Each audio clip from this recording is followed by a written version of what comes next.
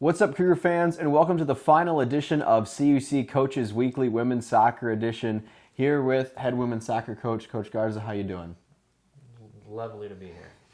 Well, I want to talk about just this last game out in the conference tournament before we do our season recap. You faced MSOE in a game that they handled the first time that you met. And this time around, you had a quick lead there. They ended up winning 3-1, but it was a much more evenly played game. And I was really happy to see that as I watched that unfold. What were your thoughts on that game? Yeah, I think we came prepared to play in the conference tournament for the first time since 2018. The team, as you said, showed up early, brought the intensity, and their goals were just individual efforts that they capitalized on, and that's kind of been, that's going to happen in games, but for me, I was very proud of the performance, the players, to go there and play a better game than we did the first time around. Away, obviously you assume the home team will have the advantage, but the team really showed their growth, that we want to be playing our best soccer at that point in time. And the result, of course, wasn't what we wanted, and I don't think it reflected the game. And we had opportunities in the second half, but I was very proud to not only be there, but to show that, we're going to be contesting for that in the future. And I want to go back to the beginning of the season. You started on a really hot streak. You broke the program record for consecutive home victories and really looked as if you were going to contend to be that middle and upper pack of the conference. As the year went on, you got into that conference schedule, some bumps and bruises in between there, ultimately enough to make the conference tournament, of course. But what happened? What did you see from the team that came out of the gate early, especially a young team? You were playing a lot of freshmen and continued to do that as the year went on. You played those freshmen right away. The length of the season to get from there to where you finished?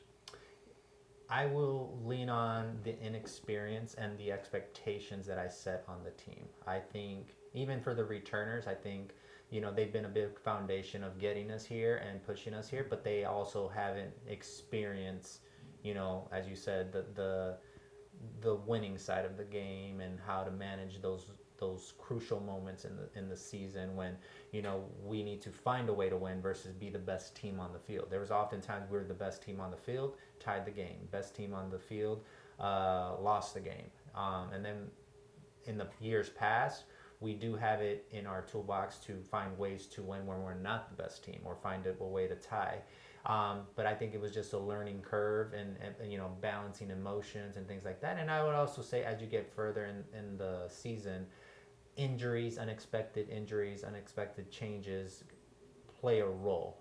I'm fortunate that we do have a strong squad in depth, but there was a moment in the season where we had 9-10 injuries, or people like managing injuries, and on a squad that and then it comes down to personnel and like situations. So sometimes we had to switch formations because of the opposition, and maybe we switch it based off who's available. But for the most part, I feel because they did the bulk of the work in the beginning, and then they kind of like leveled out, it showed that they did enough to earn their conference bid. Absolutely. And let's talk about one of the groups that led the way. I'm talking about your seniors. This is a group of individuals that's been through a lot over the years, coaching change, obviously. What have you seen just throughout their careers before you knew them, both as people and as soccer players? Yeah, I am forever grateful for this group. When I first met them, it was most of them in individual meetings with the coaching change, and I believe that they wanted to get the program to these to the conference tournament, and again other goals, but that being one of their goals. And they stuck through it. They bought in.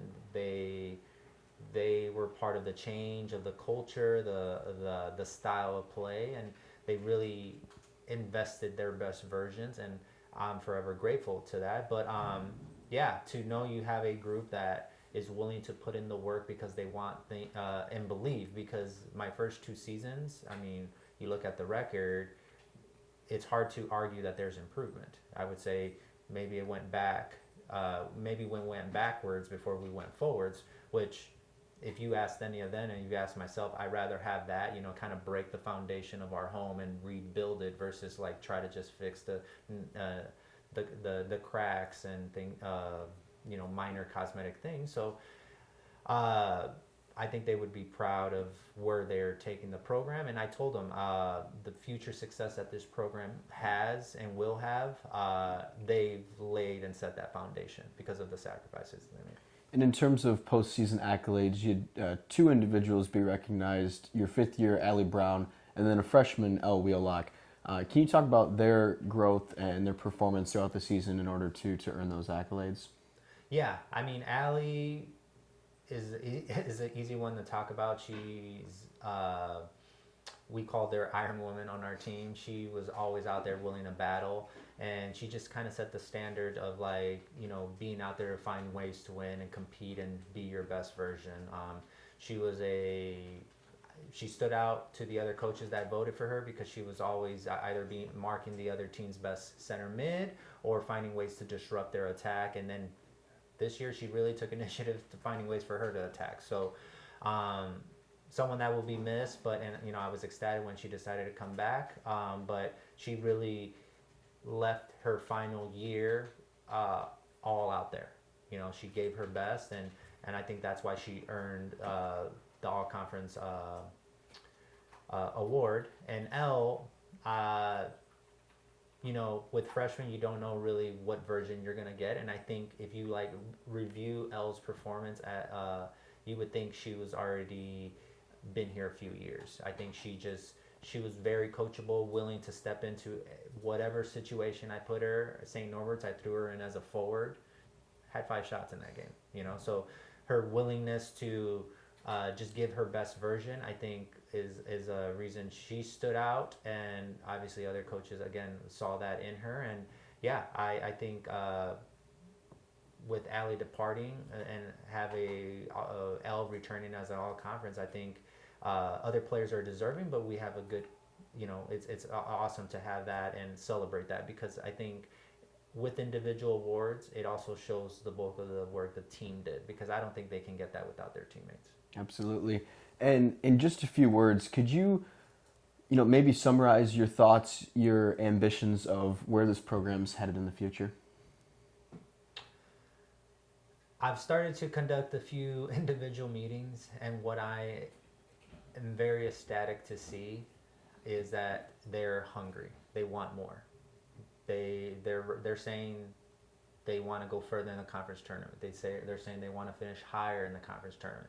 And again, those are players that I recruited, and they understood what they were signing up for. So to have that mentality already, just a week out, less than a week actually, of our postseason ending, as a coach, you love seeing those things, and I'm excited to see that they are hungry and they want more. And again, they already know the season has started now for fall 2025.